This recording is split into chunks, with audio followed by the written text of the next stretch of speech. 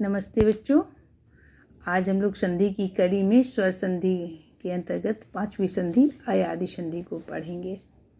अयादि संधि हमने दीर्घ संधि पढ़ लिया, गुण पढ़ लिया, यन संधि पढ़ लिया और वृद्धि संधि पढ़ लिया। अब हम लोग पढ़ेंगे अयादि संधि किसे कहते हैं, अयादि संधि का प्रयोग हम लोग कैसे करेंगे, इनसे संधि कैसे करेंगे, इनके विषय में जानेंगे। जैसे गुण संधि का था आदि गुण, वृद्धि का था वृद्धि रेचि, दीर्घ का था अकश वर्ण दीर्घ, उसी प्रकार से यन संधि का था इको यंची। उसी प्रकार अयादि संधि का सूत्र होता है एचो अया वाया व, यानी इसका अर्थ होता है एच प्रत्याहार में ए ओ ए औ के बाद कोई भी भिन्न स्वर आने पर ए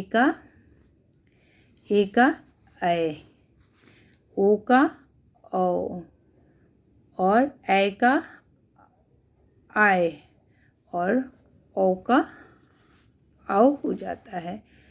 यानी एचो, इसको संस्कृत में आधा अ पढ़ते हैं, एचो अया वायाव, इसका अर्थ है यानी एच प्रत्याहार में यहाँ पर यहाँ पर ऐ औ आय और आओ का वर्णन यहाँ पर किया गया है। अब हम आते हैं, यहाँ पर हमने एक बार आपको बता दिया है बच्चे कि ए का हो जाएगा ऐ, ओ का हो जाएगा औ, ऐ का हो जाएगा आय और औ का हो जाएगा बेटा जी आओ। यहाँ पर मैंने लिख भी दिया है परिवर्तन कैसे होता है। जब ए आएगा तो ए का ऐ, ओ का औ। इसे स्मरण कर लेने में संधि आप बड़ी सहजता से कर लेंगे, तुरंत पकड़ में आ जाती है कि संधि हमें कैसे करनी है। ए का आय और औ का आओ हो जाता है। इसे अयादि संधि कहते हैं, यानी इन संधियों को कहते हैं।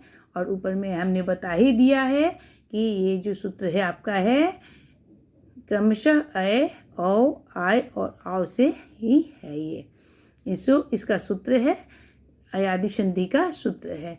अब हम लोग यहाँ पर एक बार जान चुके कि ए का ऐ, ओ का औ, ए का आय, औ का आओ, ये 4 नियम है संधि के। जब हम अयादि संधि बनाएंगे तो इन चारों नियमों को फॉलो करेंगे। ए का ऐ कैसे होगा, ओ का आओ कैसे होगा, ए का आय कैसे होगा, औ का आओ कैसे होगा। अयादि संधि के निम्नलिखित 4 नियम हैं। हमने इन्हीं चारों का वर्णन आपको यहाँ पर करके बताया है।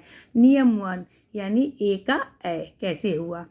नियम 1 में आते हम, यदि ए के बाद ए अथवा ऐ को छोड़कर, यानी इन दोनों को छोड़कर कोई भिन्न स्वर मिले, कोई अलग स्वर, तो ए का ऐ हो जाता है। जैसे ए प्लस ऐ हो गया, चूँकि ए का ऐ हो गया, ऐ प्लस अ यानी ऐ हो गया। जैसे ने जोड़ अनम, यहाँ पर ए है, ए का क्या हुआ, ऐ हुआ, ए का ऐ हुआ तो नयनम, तो यहाँ पर हमने ए का ऐ किया है, यहाँ पर ए जो है इसका हमने ऐ किया है, ऐ तो नयनम।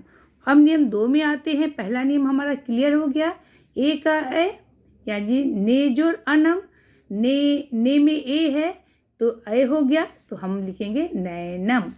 अब आते हैं नियम 2 पर। यदि ए के बाद ए अथवा ऐ को छोड़कर कोई भिन्न स्वर हो तो, यानी इन सब को छोड़कर इनसे भिन्न स्वर हो तो ए का आय हो जाता है, आय हो जाता है। जैसे ए का हमने आय किया, आय प्लस आय, तब हलंत हट जाएगा तो पूर्ण वर्ड बन गया यह। तो नय से हमने ए को अलग किया और अक नायक, तो आयक आया यहाँ पर ए का ऐ हमने कर लिया, ए का आय किया है तो नायक, यहाँ पर और जुट गया तो हम लोग लिखेंगे नायक। अब हम आते हैं सूत्र नंबर 3 पर। सूत्र 3 नियम ये है कि यदि ओ का औ हो जाता है, यदि ओ के बाद ओ अथवा औ को छोड़कर कोई भी स्वर मिले तो ओ का औ हो जाता है। जैसे भो जो अनम भवनम है तो ओ का औ हो गया। देखिए हमने ओ का औ लिखा है ओ का ओ का औ हो जाता है, भोजो अनम भवनम। उसी नियम, लास्ट नियम है इसका अयादि संधि का, नियम नंबर 4, यदि औ के बाद ओ अथवा औ को छोड़कर कोई भिन्न स्वर मिले तो आओ हो जाता है। औ प्लस अ, आओ। ठीक है, पौ पौ पौ से हमने क्या लिया है, पौ को औ यहाँ पर ले लिया, औ का आओ हो गया है। हमने कहा था ना, ए का ऐ, ओ का औ, ए का आय और औ का आओ। तो यहाँ पर औ है, पवनम में औ है तो औ का आओ हो गया है। पौ जोड़ अ का पाव का। धन्यवाद बच्चों।